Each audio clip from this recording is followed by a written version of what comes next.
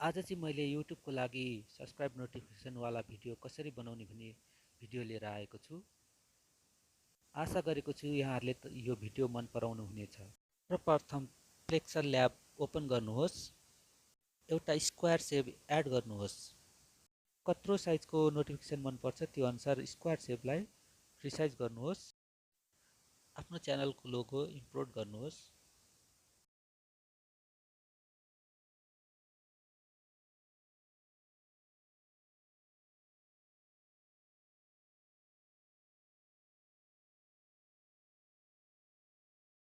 New text गरेर आफ्नो च्यानलको नाम लेख्नुहोस्।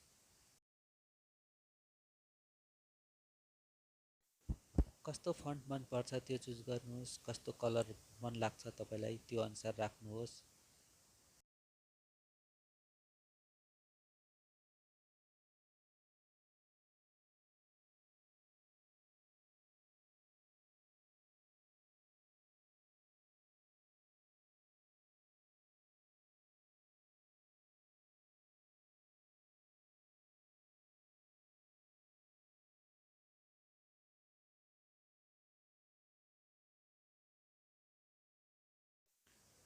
अब फेरि एउटा न्यू टेक्स्ट गर्नुहोस्। त्यसमा आफूलाई च्यानल सब्सक्राइबको लागि के मेसेज लेख्न मन लागेको छ त्यो मेसेज लेख्नुहोस्।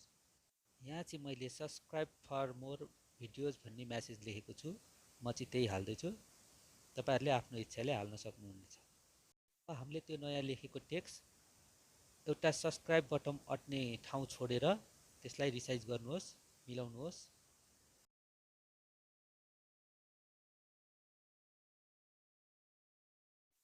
मैले चाहिँ एउटा गुगलबाट सब्सक्राइबको फोटो डाउनलोड गरेको थिएँ। अब म त्यो फोटो इम्पोर्ट गर्दैछु। तपाईहरुले यो बनाउन पनि सक्नुहुनेछ, नत्र गुगलमा खोजेर एउटा फोटो डाउनलोड गरेर हाल्न सक्नुहुनेछ।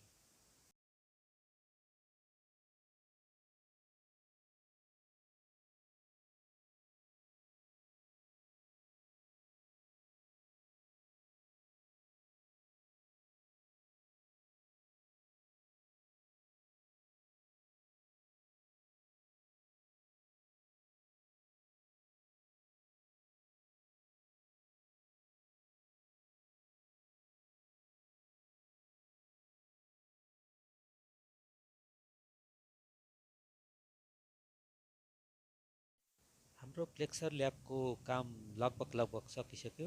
अब हामी यसलाई सम्पूर्ण लेयरहरू जुन हामीले बनाएका थियौं, हाम्रो लोगोको टेक्स्टहरू दुईटा, यो सब्सक्राइबको फोटो, तिनीहरू सबै लेयरलाई हामी एकसाथमा मर्ज गर्नेछौँ।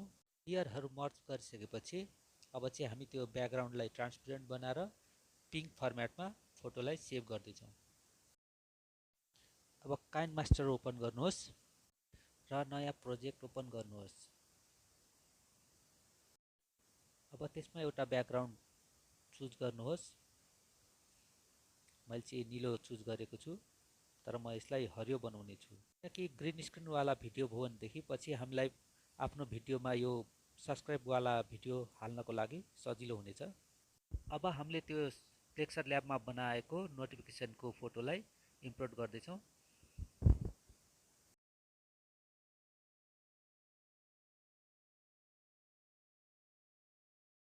अब त्यो नोटिफिकेसनको फोटोलाई इन एनिमेसन दिनुहोस्।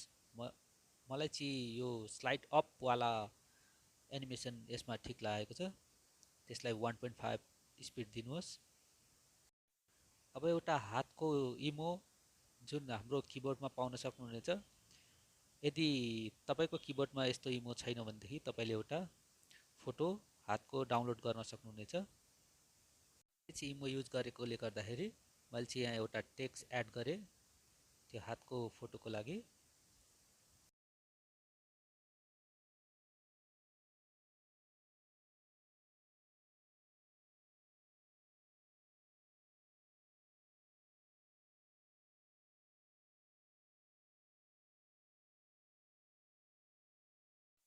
अब त्यो हामीले भर्खर इम्पोर्ट गरेको हातको फोटोलाई पनि इन एनिमेसन स्लाइड अपवाला राख्नुहोस्। त्यसलाई 1.5 पै दिनुहोस् त्यसको नि स्पिड।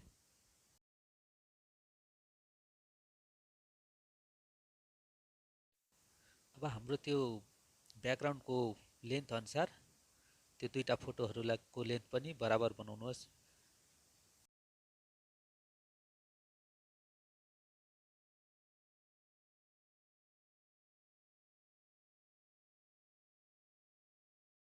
जब त्यो हातको इमेजले गएर सब्स्क्राइब बटनमा थिच्नेछ, त्यस पछाडि त्यो सब्स्क्राइब लेखेको ठाउँमा सब्स्क्राइब लेख्नको लागि मैले चाहिँ एउटा व्हाइट ब्याकग्राउन्ड चुज गरेर त्यो सब्स्क्राइब लेखेको भाग चाहिँ छोपिदिएको छु।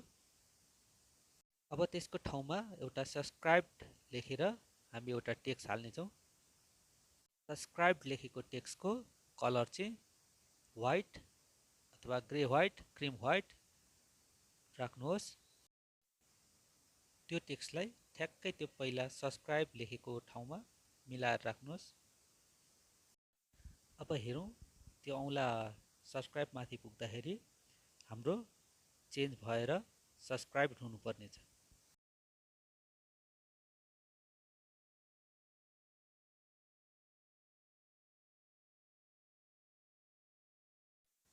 अब त्यो औँलाले सब्स्क्राइब थिचिसकेपछि एउटा बेल आइकन आउनु पर्यो। त्यसको लागि हामी एउटा बेल आइकन इम्पोर्ट गर्छौँ।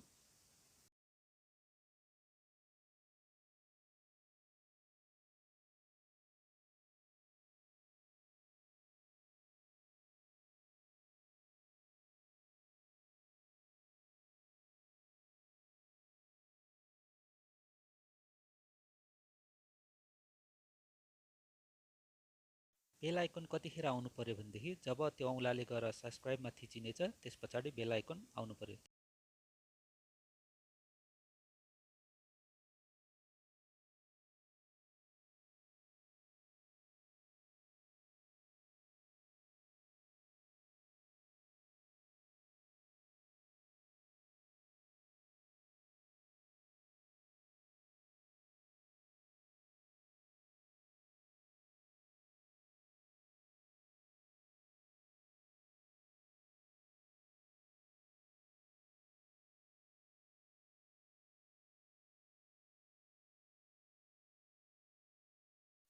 त्यो हातको इमेजले सब्स्क्राइब बटन थिचिसकेपछि बेल आइकनमा जानु पर्यो। यसको लागि हामी एउटा सानो की एनिमेसन गराउँछौँ।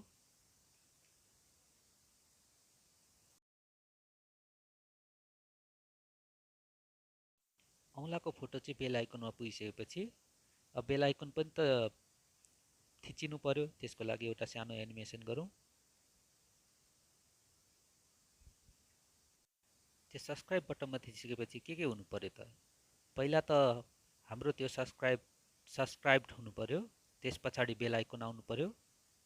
अनि त्यो एउटा हामीले अगाडिको फोटो छोप्नको लागि एउटा व्हाइट ब्याकग्राउन्ड हालेको थियौँ, त्यो पनि साथमा आउनु पर्यो। त्यो अनुसार तपाईहरुले त्यो तीनटा फोटोहरुको स्टार्टिङ टाइम चाहिँ सेम गराउनुहोस्।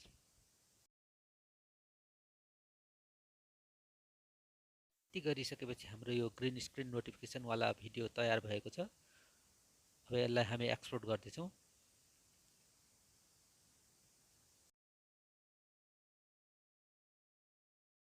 हामीले एक्सपोर्ट गरेको त्यो ग्रीन स्क्रिन वाला नोटिफिकेसन वाला भिडियो हामी अब आफ्नो कुन भिडियोमा राख्ने हो, कहाँ राख्ने हो, त्यो अनुसार राख्न सक्नेछौँ।